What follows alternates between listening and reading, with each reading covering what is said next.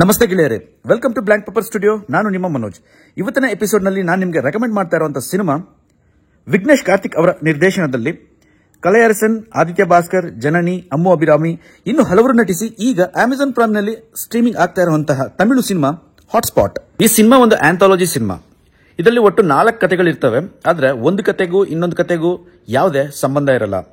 ಈ 4 ಕಥೆಗಳು ಹೇಗಿದ್ವು, ಆ 4 ಕಥೆಗಳು ಇಂಟ್ರೆಸ್ಟಿಂಗ್ ಇತ್ತಾ ಇಲ್ವಾ ಅನ್ನೋದನ್ನ ನಾನು ಹೇಳ್ತಾ ಹೋಗ್ತೀನಿ. ವಿಡಿಯೋನ ಸ್ಕಿಪ್ ಮಾಡದೆ ಫುಲ್ ಆಗಿ ನೋಡಿ.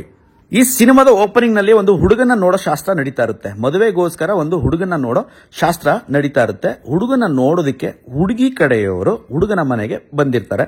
ಬಂದಾದ ನಂತರ ಹೇಳ್ತಾರೆ, ಟೈಮ್ ಆಯ್ತು, ಹುಡುಗನ ಕರ್ಸಿ ಅಂತ ಹೇಳ್ತಾರೆ. ಹುಡುಗ ಒಂದು ಪಂಚೆ ಒಂದು ಶರ್ಟ್ ಹಾಕೊಂಡು ಟ್ರೈನಲ್ಲಿ ಕಾಫಿ ಹಿಡ್ಕೊಂಡು ಹುಡುಗಿಯವ್ರ ಕಡೆಯವರಿಗೆ ಎಲ್ರಿಗೂ ಕೊಡ್ತಾನೆ. ಕೊಟ್ಟಾದ್ಮೇಲೆ ಹುಡುಗನಿಗೆ ನೀ ಸಂಕೋಚ ಪಡಬೇಡಪ್ಪ, ಕೂತ್ಕೊಂತ ಹೇಳ್ತಾರೆ. ಕೂತ್ಕೊಂತಾನೆ. ಅದಾದ ನಂತರ ಹುಡುಗ ಏನು ವರದಕ್ಷಿಣೆ ಕೊಡಬೇಕು ಅನ್ನೋದನ್ನ ಹುಡುಗಿ ಕಡೆಯವರು ಡಿಮ್ಯಾಂಡ್ ಮಾಡ್ತಾರೆ. ಅದಕ್ಕೆ ಹುಡುಗನ ಕಡೆಯವರು ಒಪ್ಕೊಂತಾರೆ. ಅದಾದ ನಂತರ ಹುಡುಗ ಮದುವೆ ಆದ್ಮೇಲೆ ಕೆಲ್ಸಕ್ಕೆ ಹೋಗಂಗಿಲ್ಲ. ನಮ್ಮ ಹುಡುಗಿ ಆಲ್ರೆಡಿ ಕೆಲ್ಸಕ್ಕೆ ಹೋಗ್ತಿದ್ದಾಳೆ, ಚೆನ್ನಾಗಿ ಸಂಪಾದನೆ ಮಾಡ್ತಿದ್ದಾಳೆ. ಹಾಗಾಗಿ ಹುಡುಗ ಮನೆಯಲ್ಲಿರುವಂತಹ ಮಕ್ಕಳನ್ನ ನೋಡ್ಕೊಂಡು ಮನೆ ಕೆಲಸ ಮಾಡ್ಕೊಂಡು ಇದ್ರೆ ಸಾಕು ಅಂತ ಹುಡುಗಿ ಕಡೆಯವರು ಡಿಮ್ಯಾಂಡ್ ಮಾಡ್ತಾರೆ. ಅದಕ್ಕೂ ಸಹ ಹುಡುಗನ ಕಡೆಯವರು ಒಪ್ತಾರೆ. ಅದಾದ ನಂತರ ಎಲ್ಲರೂ ಸೇರಿ ಮದುವೆ ಕೂಡ ಮಾಡಿಸ್ತಾರೆ. ಹುಡುಗನ ಕತ್ತಲ್ಲಿ ತಾಲಿ ಕೂಡ ಕಟ್ತಾಳೆ. ಹುಡುಗ ಕಣ್ಣೀರಿಡ್ತಾ ತನ್ನ ಅಪ್ಪನ ತಪ್ಪಿಕೊಂಡು ಬರ್ತೀನಪ್ಪ ಅಂತ ಹೇಳಿ ಅಲ್ಲಿಂದ ತನ್ನ ಹೆಂಡತಿ ಮನೆಗೆ ಹೋಗ್ತಾನೆ. ಹೆಂಡತಿ ಮನೆಗೆ ಬಂದ ಮೇಲೆ ಏನೇನೆಲ್ಲ ಆಯ್ತು ಅನ್ನೋದನ್ನ ನೀವು ಈ ಸಿನಿಮಾದಲ್ಲೇ ನೋಡಬೇಕು. ಈ ಕತೆ ಕೇಳಕ್ ನಿಮ್ಗೆ ತುಂಬಾ ಫನ್ನಿ ಆಗಿರ್ಬೋದು, ಆದ್ರೆ ಈ ಕಥೆಯ ಕ್ಲೈಮ್ಯಾಕ್ಸ್ ನಲ್ಲಿ ಹೇಳಿರುವಂತಹ ಒಂದು ಸ್ಟ್ರಾಂಗ್ ಪಾಯಿಂಟ್ ಇದೆಯಲ್ಲ, ಅದು ಸಖತ್ತಾಗಿತ್ತು. ಕನ್ಸಲ್ಲೂ ಕೂಡ ಗಂಡಸರ ಕೈಲಿ ಸಾಧ್ಯ ಆಗದೆ ಇರುವಂತಹ ಕೆಲಸನ ಯುಗಗಳಿಂದ ಹೆಂಗಸರು ನಮಗೋಸ್ಕರ ಮಾಡ್ಕೊಂಡ್ ಬರ್ತಿದ್ದಾರೆ ಅಂತ ಹೇಳಿದ್ರೆ ಖಂಡಿತವಾಗ್ಲೂ ಅವರು ಗಂಡಸರಿಗಿಂತ ತುಂಬಾನೇ ಗ್ರೇಟ್ ಅನ್ನೋ ಒಂದು ಸ್ಟ್ರಾಂಗ್ ಪಾಯಿಂಟ್ ನ ಡೈರೆಕ್ಟರು ಕ್ಲೈಮ್ಯಾಕ್ಸ್ ನಲ್ಲಿ ಹೇಳಿರೋದು ನಂಗೆ ತುಂಬಾನೇ ಇಷ್ಟ ಆಯ್ತು. ಹಾಗೆ ಕ್ಲೈಮ್ಯಾಕ್ಸ್ ನಲ್ಲಿ ಬರುವಂತ ಡೈಲಾಗ್ಸ್ ತುಂಬಾನೇ ಶಾರ್ಪ್ ಆಗಿತ್ತು. ನನ್ನನ್ನ ಒಂದು ಸೆಕೆಂಡ್ ಯೋಚನೆ ಕೂಡ ಮಾಡಿಸ್ತು. ಈ ಸಿನಿಮಾದ 2ನೇ ಕತೆ ಬಗ್ಗೆ ಹೇಳಬೇಕು ಅಂತ ಹೇಳಿದ್ರೆ, ಈ ಕತೆ ಆರಂಭದಲ್ಲಿ ಒಂದು ಹುಡುಗಿನ ಅಪ್ಪ ಅಮ್ಮ ಇಬ್ರು ಕೂರಿಸ್ಕೊಂಡು ಮದುವೆಗೋಸ್ಕರ ಕನ್ವಿನ್ಸ್ ಮಾಡ್ತಾ ಇರ್ತಾರೆ. ಆದ್ರೆ ಆ ಹುಡುಗಿ ಕನ್ವಿನ್ಸ್ ಆಗ್ತಾ ಇರಲ್ಲ. ಆದ್ರೂ ಕೂಡ ಇವರು ಬಿಡದನೆ ಮತ್ತೆ ಪ್ರೆಷರ್ ಹಾಕ್ತಾ ಆ ಹುಡುಗಿನ ಕನ್ವಿನ್ಸ್ ಮಾಡಕ್ಕೆ ಟ್ರೈ ಮಾಡ್ತಾ ಇರ್ತಾರೆ. ಒಂದು ಹಂತದಲ್ಲಿ ಆ ಹುಡುಗಿ ಒಂದು ನಿಜವನ್ನ ಹೇಳ್ತಾಳೆ. ಅಂದ್ರೆ ನಾನು ಒಬ್ಬ ಲೆಸ್ಬಿಯನ್ನು, ನನಗೆ ಆಲ್ರೆಡಿ ಒಂದು ಹುಡುಗಿ ಜೊತೆ ಅಫೇರ್ ಇದೆ, ಆ ಹುಡುಗಿನ ನಾನು ಆಲ್ರೆಡಿ ರಿಜಿಸ್ಟರ್ ಮ್ಯಾರೇಜ್ ಮಾಡ್ಕೊಂಡಿದ್ದೀನಿ ಅಂತ ಹೇಳಿ ಒಂದು ವಿಷಯನ ಹೇಳ್ತಾಳೆ. ಅದಾದ ನಂತರ ಅಪ್ಪ ಅಮ್ಮ ಇಬ್ರಿಗೂ ಶಾಕು. ಅಮ್ಮ ಅವಳನ್ನ ಹೊಡಿತಾ ಬಡಿತಾ ಕಿಚ್ಕೊಂತಾ ಇರ್ತಾರೆ. ಅಂದ್ರೆ ನಮ್ಮ ಮರ್ಯಾದೆ ಹೋಯ್ತು, ರಿಲೇಷನ್ ಮುಂದೆ ನಾವು ಹೇಗೆ ತಲೆ ಎತ್ಕೊಂಡು ಓಡಾಡ್ಲಿ ಅನ್ನೋ ಒಂದು ಮಾತನ್ನ ಹೇಳ್ತಾ ಅವಳಿಗೆ ಹೊಡಿತಾ ಒಂದು ಮಾತನ್ನು ಕೂಡ ಹೇಳ್ತಾರೆ. ಅಂದ್ರೆ ನೀನು ಒಂದು ಹುಡುಗನ ಲವ್ ಮಾಡಿದ್ರು ಕೂಡ ಪರವಾಗಿಲ್ಲ, ನಾವು ಒಪ್ಕೊಂಡ್ಬಿಡ್ತಿದ್ವಿ, ಆದ್ರೆ ನೀನು ಇವಾಗ ಹೇಳ್ತಾ ಇರೋದು ಒಂದು ಹುಡುಗಿನ ಲವ್ ಮಾಡ್ತಿದ್ದೀನಿ ಅಂತ ಈ ಸಮಾಜ ಹೇಗೆ ಒಪ್ಪುತ್ತೆ ಅಂತ ಒಂದು ಮಾತು ಹೇಳಿದಾಗ ಆ ಮಾತಿಗೆ ಇವಳು ಕೂಡ ರಿಪ್ಲೈ ಮಾಡ್ತಾಳೆ, ಇಲ್ಲ ನಾನು ಲವ್ ಮಾಡ್ತಾ ಇರೋದು ಒಂದು ಹುಡುಗನ್ನ, ಎಲ್ಲಿ ನೀವು ಒಪ್ಕೊಳ್ಳಲ್ವೋ ಅನ್ನೋ ಒಂದು ಕಾರಣಕ್ಕೋಸ್ಕರ ಮೊದಲು ಹುಡುಗಿ ಅಂತ ಹೇಳಿ ಆಮೇಲೆ ಹುಡುಗನಿಗೆ ಬರೋಣ ಅಂತ ಒಂದು ಐಡಿಯಾ ಮಾಡಿದೆ ಅಂತ ಹೇಳಿ ಅಪ್ಪ ಅಮ್ಮನ್ನು ಒಪ್ಪಿಸ್ಬಿಡ್ತಾಳೆ. ಅದಾದ ನಂತರ ಈ ಕಥೆಯಲ್ಲಿ ಏನೇನೆಲ್ಲ ಆಯ್ತು ಅನ್ನೋದನ್ನ ನೀವು ಖಂಡಿತ ಸಿನಿಮಾದಲ್ಲೇ ನೋಡಬೇಕು. ಈ ಕಥೆಯಲ್ಲಿ ಆಕ್ಚುಲಿ ಕ್ಲೈಮ್ಯಾಕ್ಸ್ ಇಲ್ಲ. ಡೈರೆಕ್ಟರ್ ಕೂಡ ಕ್ಲೈಮ್ಯಾಕ್ಸ್ ಬರೆಯಕ್ಕೆ ಹೋಗಿಲ್ಲ, ಕಾರಣ ಅವ್ರ ಕೈಲಿ ಬರೆಯಕ್ಕೆ ಸಾಧ್ಯ ಆಗಿಲ್ಲ. ಸೊ ಸಿನಿಮಾ ನೋಡುವಂತ ಆಡಿಯನ್ನು ನಮಗೆ ಬಿಟ್ಬಿಟ್ಟಿದ್ದಾರೆ. ಸೊ ನಾವು ಆ ಸಿನಿಮಾ ನೋಡಿದ್ಮೇಲೆ ಅದು ಸರಿನಾ ತಪ್ಪೋ ಅನ್ನೋದನ್ನ ನಾವೇ ಡಿಸೈಡ್ ಮಾಡ್ಕೋಬೇಕು.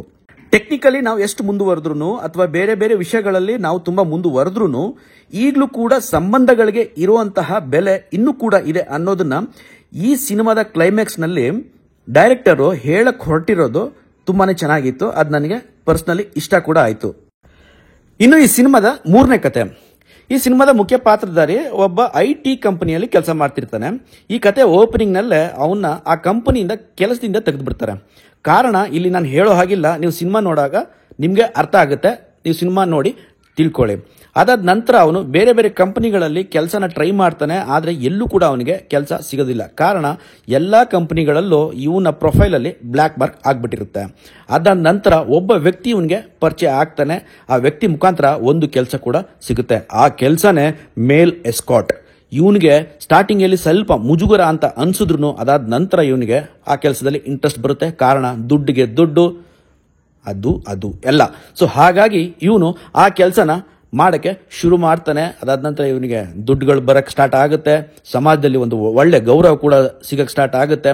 ಇದಾದ ನಂತರ ಹೀಗೆ ನಡೀತಾ ಇರೋ ಇವನ ಜೀವನದಲ್ಲಿ ಒಂದು ಘಟನೆ ನಡೆಯುತ್ತೆ. ಅದೇನು ಅಂತ ಹೇಳಿದ್ರೆ, ಒಂದು ಕಸ್ಟಮರ್ನ ಮೀಟ್ ಮಾಡಕ್ಕೆ ಒಂದು ಹೋಟೆಲ್ ರೂಮ್ಗೆ ಹೋಗ್ತಾನೆ. ಹೋಟೆಲ್ ರೂಮ್ನ ಡೋರ್ ಓಪನ್ ಮಾಡಿ ಒಳಗಡೆ ಹೋದ್ರೆ ಅಲ್ಲಿ ಒಂದು ದೊಡ್ಡ ಶಾಕ್ ಕಾದಿರುತ್ತೆ. ಅದು ಏನು ಅನ್ನೋದನ್ನ ನೀವು ಈ ಸಿನಿಮಾದಲ್ಲೇ ನೋಡಿ. ಈ ಕತೆ ಕೂಡ ತುಂಬಾನೇ ಬೋಲ್ಡ್ ಅಟೆಂಪ್ಟ್ ಅಂತ ಹೇಳ್ಬೋದು. ಆದ್ರೆ ಈ ಕತೆ ಹೇಳುವಾಗ ತುಂಬಾನೇ ಸೀರಿಯಸ್ ಆಗಿ ಹೇಳ್ದೆ, ಕಾಮಿಕ್ ಆಗಿ ಹೇಳ್ತಾ ಕೊನೆಯ ಕ್ಲೈಮ್ಯಾಕ್ಸ್ ನಲ್ಲಿ ಸರಿಯಾದ ಒಂದು ಪಂಚ್ ಕೊಟ್ಟಿರೋದು ಈ ಕಥೆಯ ಒಂದು ವಿಶೇಷ ಅಂತ ಹೇಳ್ಬೋದು. ಎಸ್ಪೆಷಲಿ ಕ್ಲೈಮ್ಯಾಕ್ಸ್ ನಲ್ಲಿ ಬರುವಂತಹ ಆ ಡೈಲಾಗ್ಸು, ನಾನ್ ಮಾಡಿದ್ ಸರಿ, ನೀನ್ ಮಾಡಿದ್ ತಪ್ಪು, ನಾನ್ ಮಾಡಿದಕ್ಕೆ ಒಂದು ರೀಸನ್ ಇದೆ, ನೀನ್ ಮಾಡಿದಕ್ಕೆ ನನ್ನ ಹತ್ರ ರೀಸನ್ ಹೇಳ್ಬೇಡ ಅನ್ನೋವಂತಹ ಕ್ಯಾರೆಕ್ಟರ್ಸ್ಗಳು ಇರ್ತಾವ ಗೊತ್ತಾ. ಆ ತರರಿಗೆ ಈ ಡೈಲಾಗ್ಸ್ ಇದೆಯಲ್ಲ, ಈ ಸಿನಿಮಾ ಕೂಡ ಒಂದು ಸ್ಲಿಪ್ಪರ್ ಶಾಟ್ ಅಂತಾನೆ ಹೇಳ್ಬೋದು. ಇನ್ನು ಈ ಸಿನಿಮಾದ ಕೊನೆಯ ಕತೆ ಪ್ರಸ್ತುತ ಸಮಾಜಕ್ಕೆ ಬೇಕಾಗಿರುವಂತಹ ಒಂದು ಮುಖ್ಯವಾದ ಕತೆ ಅಂತ ಹೇಳ್ಬೋದು. ಇನ್ನು ಈ ಕಥೆಯ ಬಗ್ಗೆ ಹೇಳಬೇಕು ಅಂತ ಹೇಳಿದ್ರೆ, ಒಂದು ಬಡ ಕುಟುಂಬ, 4 ಜನ ಇರುವಂತಹ ಒಂದು ಬಡ ಕುಟುಂಬ. ಅಪ್ಪ ಅಮ್ಮ ಇಬ್ರು ಚಿಕ್ಕ ಮಕ್ಕಳು, ಒಂದು 8 ವಯಸ್ಸು ಒಂದು 5 ವಯಸ್ಸು. ಅಪ್ಪ ಬಂದು ಆಟೋ ಓಡಿಸ್ಕೊಂಡು ಜೀವನ ಸಾಗಿಸ್ತಿರ್ತಾರೆ. ಅಮ್ಮ ಬಂದು ಮಕ್ಕಳನ್ನ ನೋಡ್ಕೊಂಡು ಸ್ಕೂಲ್ ಕಳ್ಸ್ಕೊಂಡು ಮನೇಲಿ ಇರ್ತಾರೆ.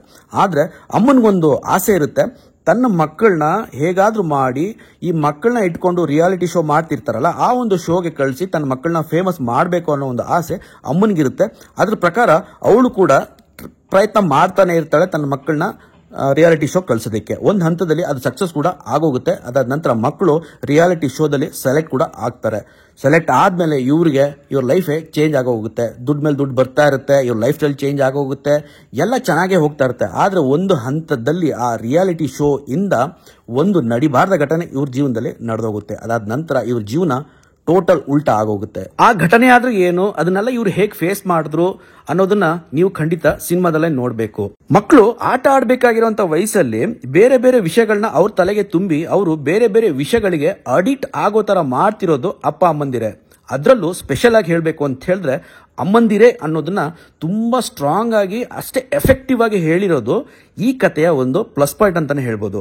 ತನ್ನ ಮಗ ಅಥವಾ ಮಗಳು ಫೇಮಸ್ ಆಗಬೇಕು ಅನ್ನೋದಕ್ಕಿಂತ ತನ್ನ ಮಗಳು ಅಥವಾ ಮಗಳಿಂದ ತಾನು ಫೇಮಸ್ ಆಗಬೇಕು ಅನ್ನೋ ಒಂದು ದೊಡ್ಡ ಸೆಲ್ಫಿಶ್ನೆಸ್ ಈಗಿನ ಕಾಲದ ಮಮ್ಮಿಗಳಲ್ಲಿ ಕಾಣ್ತಾ ಇರೋದು ತುಂಬಾನೇ ವಿಪರ್ಯಾಸ ಅನ್ನೋ ಒಂದು ಪಾಯಿಂಟ್ ಅನ್ನ ತುಂಬಾನೇ ಸ್ಟ್ರಾಂಗ್ ಆಗಿ ಹೇಳಿದ್ದಾರೆ ಈ ಸಿನಿಮಾದ ಡೈರೆಕ್ಟರ್.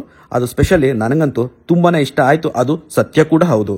ಚಿಕ್ಕ ಮಕ್ಕಳನ್ನ ಇಟ್ಕೊಂಡು ರಿಯಾಲಿಟಿ ಶೋ ಅನ್ನೋ ಹೆಸರಿನಲ್ಲಿ ಡಬಲ್ ಮೀನಿಂಗ್ ಡೈಲಾಗ್ಸು, ಅಸಹ್ಯವಾದ ಕಾನ್ಸೆಪ್ಟ್ಗಳು, ಅದನ್ನ ನೋಡಿ ನಗುವಂತಹ 3 ಜನ ಜಡ್ಜಸ್, ಅದಕ್ಕೆ ಚಪ್ಪಾಳೆ ತಟ್ಟುವಂತಹ ಪ್ರೇಕ್ಷಕರನ್ನ ಡೈರೆಕ್ಟರು ಸ್ಲಿಪ್ಪರ್ ಶಾಟ್ ಮೂಲಕ ಉತ್ತರ ಕೊಟ್ಟಿದ್ದಾರೆ ಕ್ಲೈಮ್ಯಾಕ್ಸ್ ನಲ್ಲಿ. ಈಗಿನ ಪ್ಯಾರೆಂಟ್ಸ್ ಖಂಡಿತವಾಗ್ಲೂ ಈ ಸಿನಿಮಾನ ನೋಡಬೇಕು.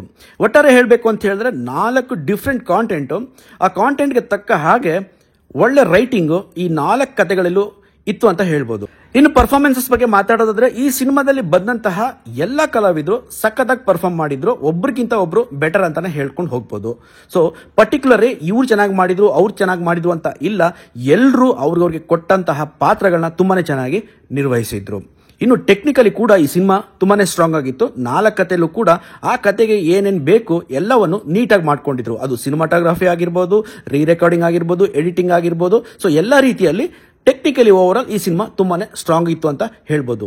ಸೊ ಒಟ್ಟಾರೆ ಹೇಳಬೇಕು ಅಂತ ಹೇಳಿದ್ರೆ ಕುಟುಂಬ ಸಮೇತ ಕುಳಿತು ನೋಡುವಂತಹ ಒಂದು ಒಳ್ಳೆ ಸಿನಿಮಾ ಅಂತ ಹೇಳ್ತೀನಿ.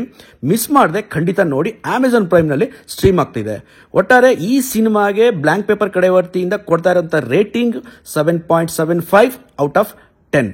ಇನ್ನು ಈ ವಿಡಿಯೋ ನಿಮಗೆ ಇಷ್ಟ ಆಗಿದ್ರೆ ಲೈಕ್ ಮಾಡಿ, ಕಾಮೆಂಟ್ ಮಾಡಿ, ಶೇರ್ ಮಾಡಿ, ಮರಿದೇನೆ ನನ್ನ ಚಾನಲ್ನ ಸಬ್ಸ್ಕ್ರೈಬ್ ಮಾಡ್ಕೊಳ್ಳಿ. ಮುಂದಿನ ವಿಡಿಯೋದಲ್ಲಿ ಇನ್ನೊಂದು ಸಿನಿಮಾದ ರಿವ್ಯೂ ಜೊತೆ ನಾನು ನಿಮಗೆ ಸಿಗ್ತೀನಿ. ಅಲ್ಲಿವರೆಗೂ tata, bye bye, love you all.